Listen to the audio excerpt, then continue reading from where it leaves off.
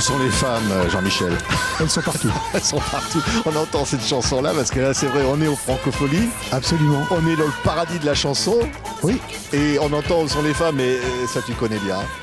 Oui, absolument. Enfin, moi, je suis très content d'être au Francophonie, notamment pour ce 40e anniversaire et pour fêter le 40e anniversaire des Franco. Et en fait, cette soirée qui est en fait une soirée aussi... célèbre la création française sur deux plans. C'est-à-dire à la fois...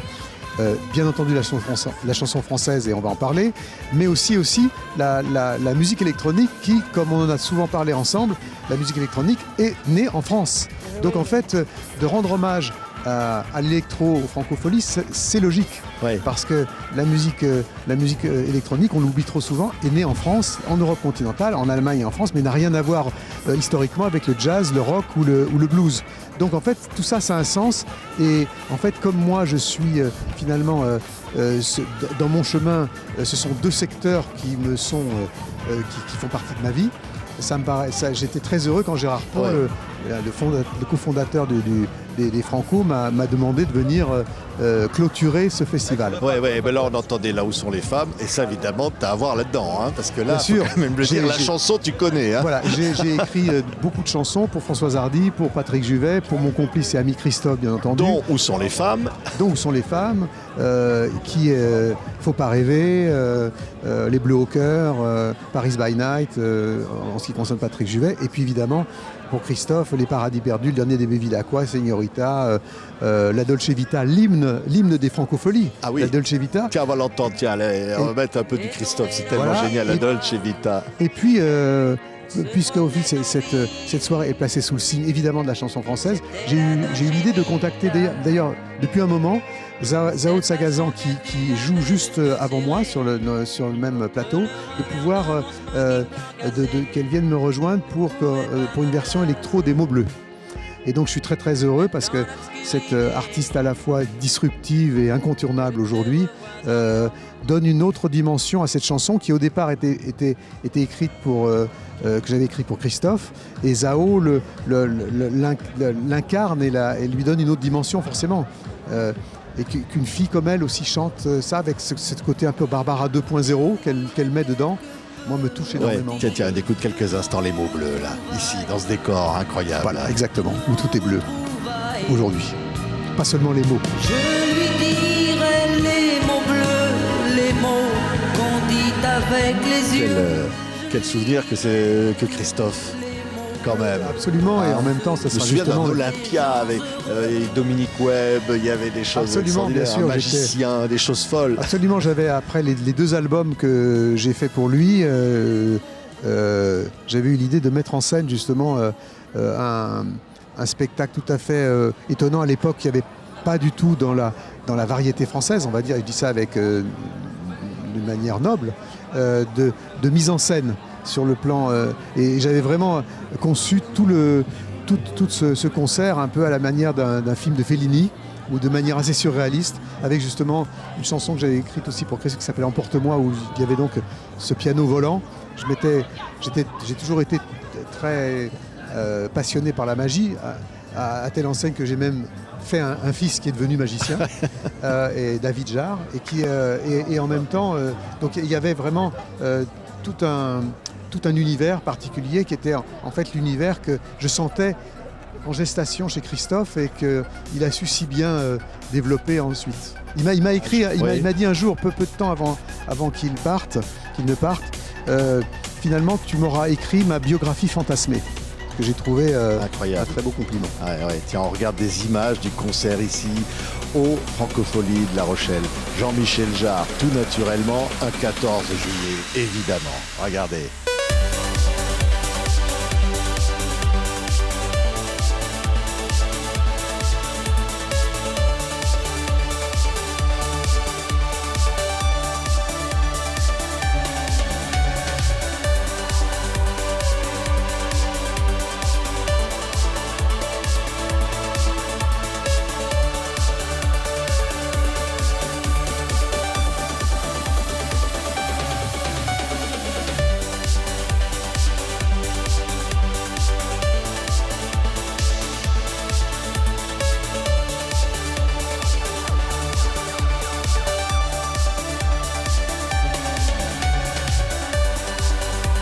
14 juillet, feu d'artifice. Tu as l'habitude des 14 juillet, Jean-Michel. Hein, c'est étonnant ce lien. Place de la Concorde, Tour Eiffel. La Défense pour le bicentenaire de la Révolution, où il y avait 2,5 millions de personnes qui nous ont rejoints. Donc j'ai ce lien mystérieux avec le 14 juillet. Et tu sais, je pensais à ça. En fait, ma mère, qui a été une grande résistante et qui a été capturée 3 fois par les nazis, qui s'est échappée, s'appelait France. Donc je ne sais pas si ça n'a pas un lien mystérieux avec mon lien avec le 14 juillet. Ouais. Et là tu te dis, ouais, mais quand même le 14 juillet c'est la République. Toi tu es un défenseur de la République. Tu es quelqu'un qui est... On sait, les engagements avec Edward Snowden, avec... voilà, c'est de dire la liberté, au fond, ça a un prix, quoi. Hein. En plus, à travers les moments que nous passons en ce moment, la devise de la Révolution qui est liberté, égalité, fraternité, je pense que ce qui est le plus important là-dedans, c'est la fraternité. Et je pense que les francopholies le symbolisent bien, ça. Ouais. Cette idée de fraternité. Oui, et la fraternité, la musique amène ça. Bien sûr. La musique électronique a une douceur, a quelque chose d'enveloppant. Ton hommage récent à Pierre-Henry, voilà, Schaeffer, tous ceux qui t'ont influencé, cette musique-là vient de loin. Hein. Alors elle vient de loin, elle vient surtout aussi de notre terroir, c'est-à-dire elle vient du surréalisme, elle vient de cette poésie de l'oxymore, qui était le titre de mon dernier album. C'est cette idée d'harmoniser les contraires. Et je pense qu'on aurait d'ailleurs bien besoin d'harmoniser les contraires en ce moment. Ouais. Alors quand tu vas faire un spectacle, Jean-Michel, on se dit, voilà, tu vas tout donner. Il y a quelque chose de... Voilà, on va tout oublier, on va passer dans un autre univers, on va... Bah oui, moi, je l'espère, et je pense que pour moi, c'est toujours une première fois. Ce concert aux Francopholies, pour moi, c'est une première. C'est une première d'abord parce que c'est la première fois que j'y joue, mais en même temps, je l'approche comme une première. Les gens d'ailleurs de mon équipe souvent râlent ou rouspètent gentiment parce que j'ai une équipe formidable, mais parce que effectivement je reprends tout à zéro. Et le concert que j'ai fait récemment à Bratislava, je l'ai tout refondu. Je l'ai tout repensé pour les Francopholies. Ce qui n'est pas raisonnable ni en termes de temps, ni économiquement, ni techniquement, mais on y va quand même. Concert de Bratislava qu'on a pu voir sur TV5. Bon, on est très heureux d'avoir pu faire la captation de ce concert. Non, mais je dis vraiment, c'est qu'au fond, la musique, l'environnement, la démesure des lieux, l'histoire des lieux, pour toi, ça fait un ensemble. Ça a toujours été, voilà, que ce soit en Chine, que ce soit Houston, que ce soit tout ça, il n'y a pas de limite au fond. Mais je pense qu'il n'y a pas de limite à la création et c'est ça qui différencie la création avec d'autres gestes dans la société. Et c'est surtout le fait que ce n'est pas un problème d'échelle. Pour Oxymore, par exemple, qui est fondé sur l'idée de l'immersion, j'ai fait des concerts pour 300 ou 500 personnes, parce qu'il ne pouvait pas y avoir plus de monde par rapport aux outils que j'utilisais. Donc on voit bien que ce n'est pas du tout pour moi un problème d'échelle et d'obsession de battre des records ou quoi que ce soit, ce qui a toujours été très très loin de ça. Mais à partir du moment où on fait des concerts en extérieur, l'échelle est forcément un peu différente. Je me suis toujours beaucoup intéressé à l'architecture, donc j'ai intégré très tôt l'architecture, le mapping, que je pense avoir été vraiment le premier à développer et à exprimer dans un cadre de concert. Tout ça, ce sont des choses qui sont devenues maintenant partie du langage quotidien des festivals, de l'électro, même au-delà. Et ça fait partie aujourd'hui du langage scénique de la musique.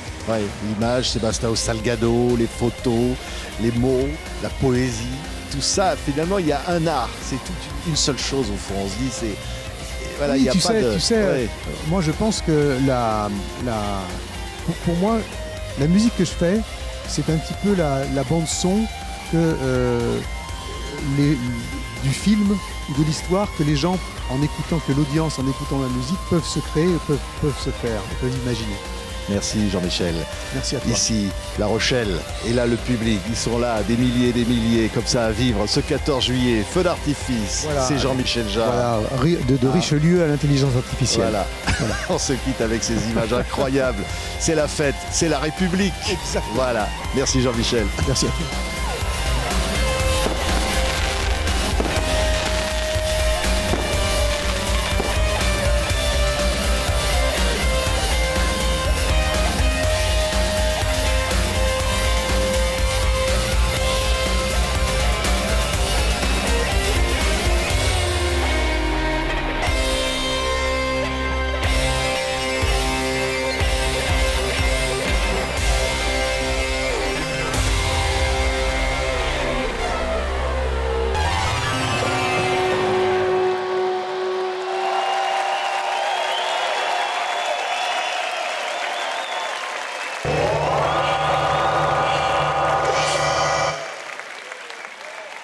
Merci à tous.